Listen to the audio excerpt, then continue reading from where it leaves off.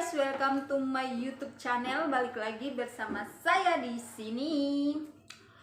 Oke guys, untuk kali ini saya akan kembali lagi bercerita tentang pengalaman hidup saya guys. Setelah beberapa video saya tentang pengalaman cerita hidup saya, dan kali ini saya akan kembali lagi dengan pengalaman cerita tentang hidup saya. Untuk kali ini saya akan bercerita tentang pengalaman saya waktu kecil, sekitar umur 7 atau 8 tahun gitu ya guys. Saya itu pernah hilang di pasar, yaitu tepatnya di pasar Mardika, Ambon, Maluku guys. Nah, jadi ceritanya itu seperti ini. Waktu itu saya itu ikut mama saya itu ke pasar.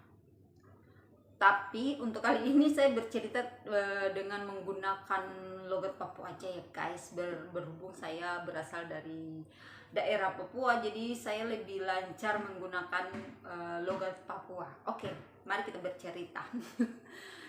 Jadi saya waktu itu tuh pergi ikut saya punya mama di pasar. Subuh-subuh tuh pergi di pasar subuh-subuh, karena saya punya mama itu berjual di pasar Mardika Ambon, jual hasil-hasil kebun gitu guys. Nah, setelah jualan kita selesai dan kita udah mau pulang, tapi sebelumnya mama saya itu masih jalan-jalan untuk berbelanja gitu guys. Nah, waktu jalan-jalan untuk berbelanja itu saya punya mama itu jalan di sapu depan dan saya itu jalan di belakang. Dan karena saya takut, saya memegang baju mama saya dari belakang supaya saya tidak hilang. Tapi karena saya keasikan jalan dan melihat-lihat ke kiri dan ke kanan, akhirnya saya karena keasikan lihat ke kiri dan ke kanan, akhirnya saya itu terlepas dari genggaman mama saya. Dan setelah saya sadar, saya melihat ke kiri, ke kanan, ke depan dan ke belakang. Sang mama itu sudah ada, sudah tahu di mana. Saya cari dan saya menangis sampai sekeliling jalan-jalan keliling pasar, saya cari sama mama tidak dapat. Tapi berhubung orang-orang di sekitar melihat saya menangis mencari mama saya, mereka kebingungan. Akhirnya ada Pak Polisi datang membawa saya. Pak Polisi datang membawa saya ke atas, ke kantor pasar gitu buat dikasih pengumuman. Tapi karena saya mengira itu Pak Polisi adalah pencuri anak, dan saya pun berontak dan saya menggigit tangan Pak Polisi itu guys. Saya gigit polisi punya tangan sampai Pak Polisi berteriak. Dan akhirnya saya dibawa ke atas, saya dibawa ke kantor ke kantor pasar yang di atas itu. Dan disitulah saya dikasih pengumuman anak hilang guys. Dan akhirnya setelah menunggu beberapa menit kemudian, mama saya pun datang untuk menjemput saya di atas pasar.